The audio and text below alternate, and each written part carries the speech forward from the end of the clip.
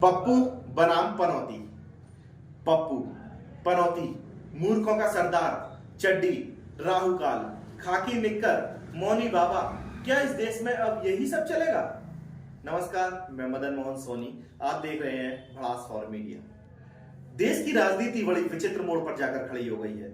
देश के प्रधानमंत्री के लिए पनौती शब्द का इस्तेमाल किया जा रहा है, तो वहीं विपक्षी नेता के लिए लंबे समय से पप्पू उपनाम का प्रयोग किया जा रहा है। राजनीति में वैचारिक तौर पर विरोध और मतभेद तो समझ में आता है, पर इस तरीके से व्यक्तिगत टिप्पणी और नामकरण कितना सही है, इस पर विचार विमर्श जरूर होना चाहिए। पनौती शब्द का इस्तेमाल तो इस तरीके से वर्ल्ड कप फाइनल मैच के दौरान शुरू हुआ है, लेकिन पप्पू शब्द तो एक दशक से राहुल गांधी के लिए प्रयोग किया जा रहा है। गलत दोनों ही चीजें हैं।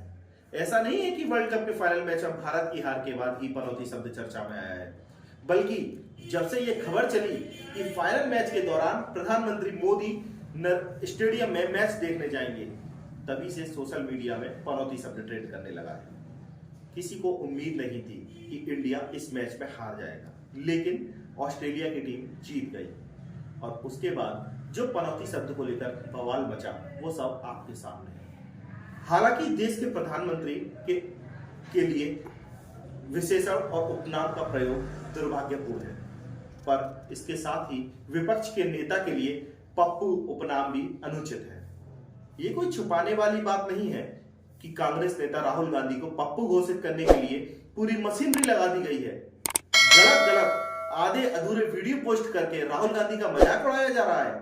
जिस शख्स ने कैम्ब्रिज से एमफिल की डिग्री ली हो, उसे पप्पू नाम से प्रचलित करना भी उतना ही निंदनीय था जितना प्रधानमंत्री को पनौती कहना।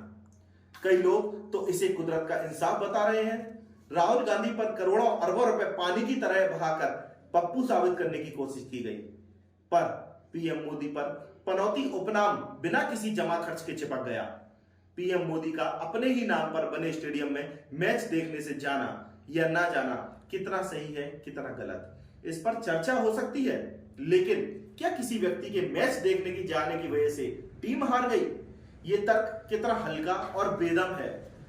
वैसे भी विज्ञान के दौर में पनौती और मनहूस जैसे शब्दों का कोई मतलब नहीं। ये शब्द ना और बेमतलब के हैं।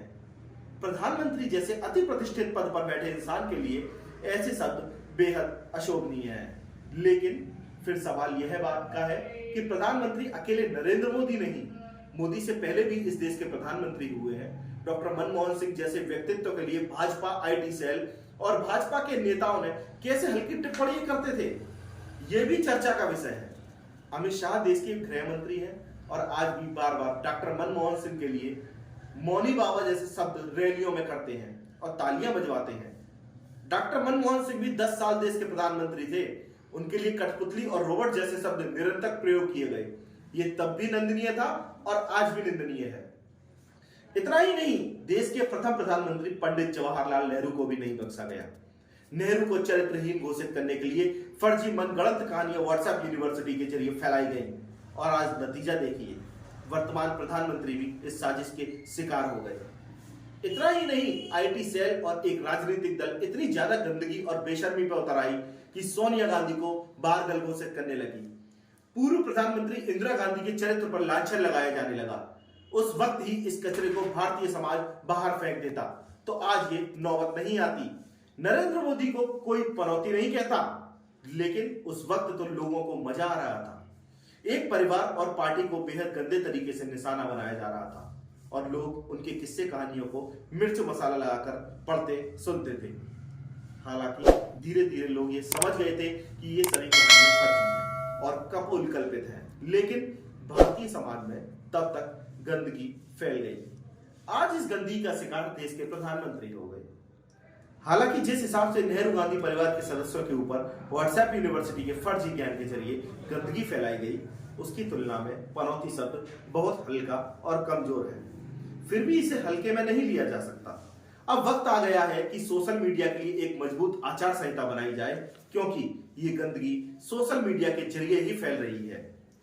किसी भी हाल में यह गंदगी अब बंद होनी चाहिए। अब इस कचरे की सफाई होनी चाहिए। अगर ये नहीं रुका तो अब ये कचरा और सड़ेगा, बदबू फैलाएगा और भारतीय समाज इस सड़ान से परेशान हो जाएगा।